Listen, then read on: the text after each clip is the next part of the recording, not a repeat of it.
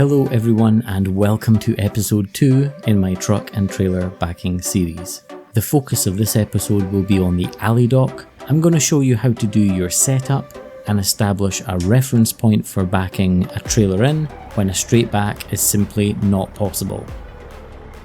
We're parking at dock door number 1 today, so what we want to do is pull forward so that our drive wheels are lined up with the centre of the next space along.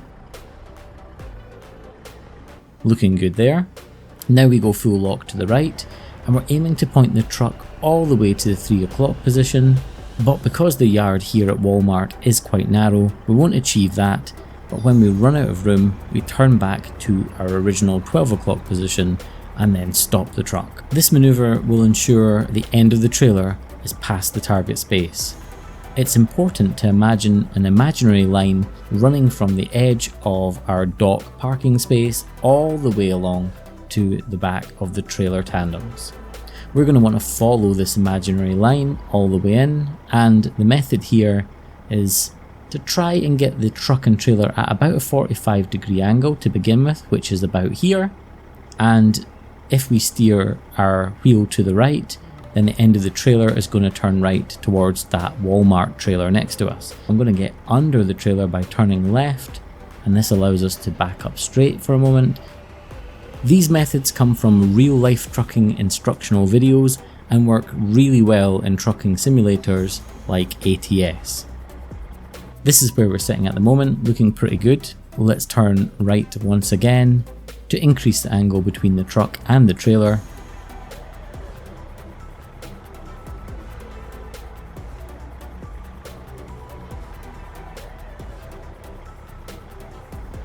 And once we feel we're along the right path, we quickly turn left to straighten up the truck and trailer and get it into the dock.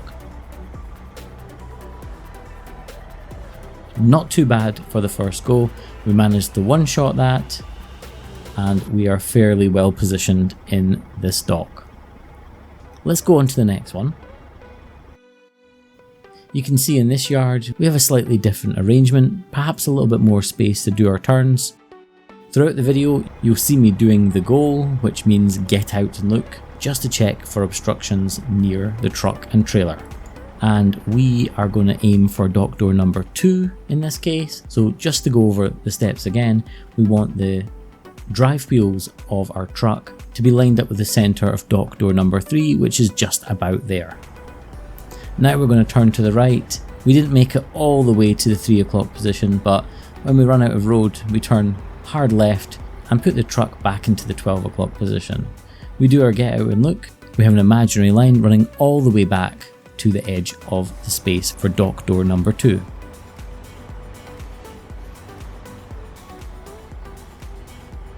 We're about the 45-degree position there and we're looking pretty good.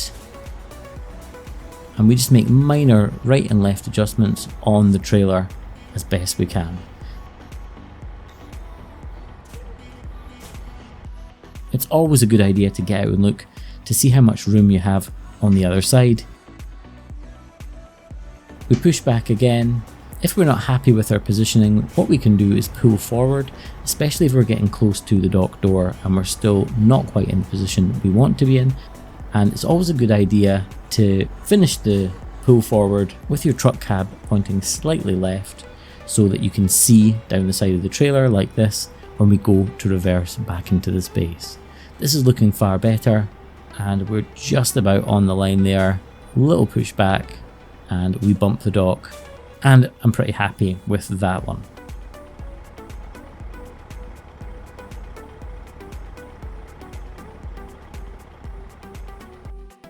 This yard is a little bit more interesting and a little bit different in that there's quite a few obstacles. We've got a few vehicles, we've got a trailer sitting here. We've been asked to park into this large dock door on the left hand side just past the parked car there.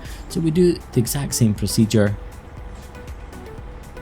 and it required pulling forward just a little bit more than before to make sure that we were definitely clear of the other trailer.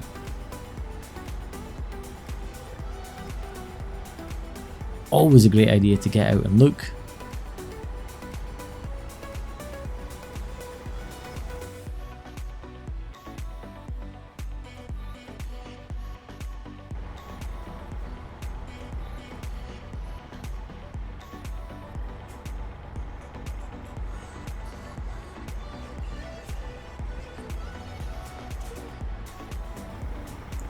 Now this dock door is particularly wide, so we're going to roll forward, do a little pull up, and that will allow us just to move the truck over a little bit towards the right hand side. And back it goes, and hopefully we are a little bit better centered with our parking space. Not looking too bad at all there.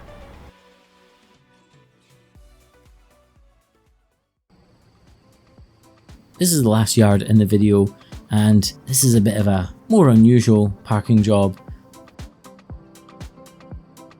We're wanting to park way over there just by those orange signs in front of us, so we're going to do a kind of an oval shape course round the yard,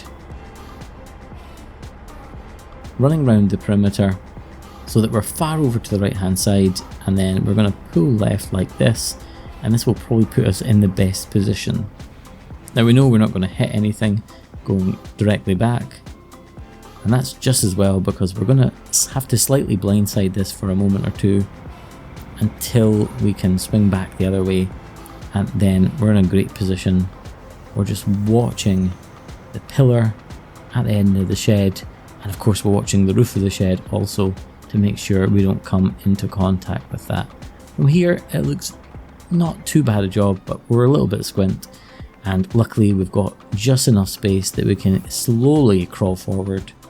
We're just wanting to pull over to our right hand side a little, so a little bit of a movement forward and then back in there,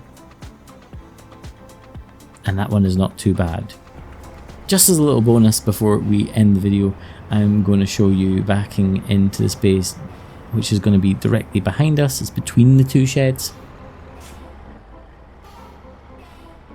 We try and do our best to make sure that we're not blindsiding it for any period of time at all, which means you can't really see where your trailer is.